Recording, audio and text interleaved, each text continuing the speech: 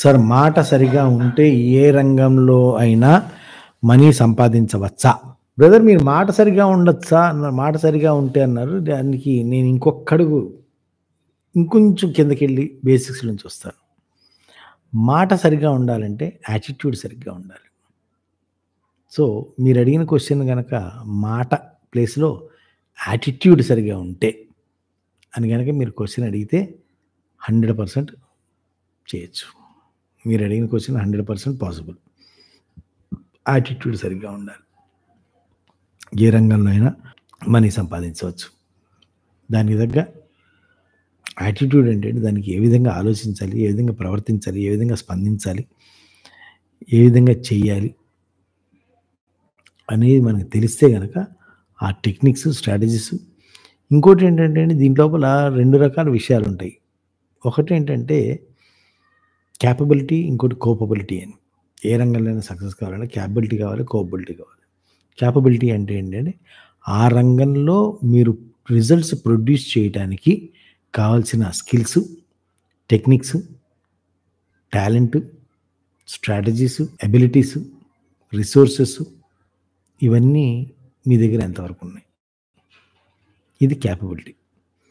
అలా అని చెప్పి క్యాపబిలిటీ ఉన్న ప్రతివాడు కూడా సక్సెస్ కాలేడు. మీరు అన్నట్టుగా ప్రతి రంగంలో డబ్బు సంపాదించలేడు.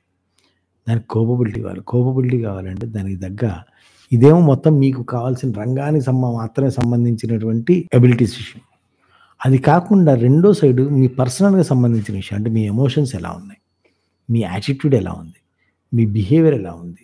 మీ థాట్ ప్రాసెస్ ఏంటి? మీ యొక్క రెస్పాన్స్ ఏంటి? ఒక సమస్య వస్తే రెస్పాన్స్ ఏంటి? లేదా ఒక విషయం జరిగినప్పుడు మీరు ఏ విధంగా రెస్పాండ్ అవుతారు?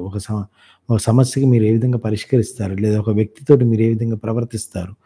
లేదా ఒక కస్టమర్‌తో ఏ విధంగా ప్రవర్తిస్తారు? లేదా బాస్‌తో ఏ విధంగా ప్రవర్తిస్తారు? సబార్డినేట్‌తో ఏ విధంగా ప్రవర్తిస్తారు? ఒక క్రైసిస్ వచ్చినప్పుడు మీరు ఏ విధంగా స్పందిస్తారు? అలాగే మీరు అనుకున్నట్టు జరగకపోతే మీరు ఏ విధంగా స్పందిస్తారు? అనుకున్నట్టు జరిగితే మీరు ఎంత పొగరుగా ప్రవర్తిస్తారు? ఇలాంటివన్నీ కూడా మీకు other side of the coin అవుతాయి. ఒక సైడ్ ఆఫ్ ది కాయిన్ ఏమో మీకున్నటువంటి ఆ రంగంలో నిష్ణాతుడు అనిపించుకోవడానికి కావాల్సిన టాలెంట్స్. రెండో సైడ్ ఆఫ్ ది కాయిన్ ఏంటంటే ఆ రంగంలో ఒక అద్భుతమైన వ్యక్తి అనిపించుకోవడానికి మీకు కావాల్సిన టాలెంట్స్. ఇది పర్సనల్. అది ప్రొఫెషనల్.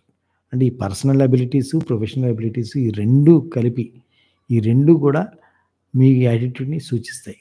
ఈ యాటిట్యూడ్‌లో పార్ట్ అన్నమాట. పర్సనల్ అబిలిటీస్ గాని, ప్రొఫెషనల్ అబిలిటీస్ కానీ ఈ 2 కూడా మీ యాటిట్యూడ్‌ని జడ్జ్ చేస్తాయి. లేదా మీ యాటిట్యూడ్‌ని డిసైడ్ చేస్తాయి. లేదా మీ యాటిట్యూడ్‌ని ఇన్‌ఫ్లుయెన్స్ చేస్తాయి.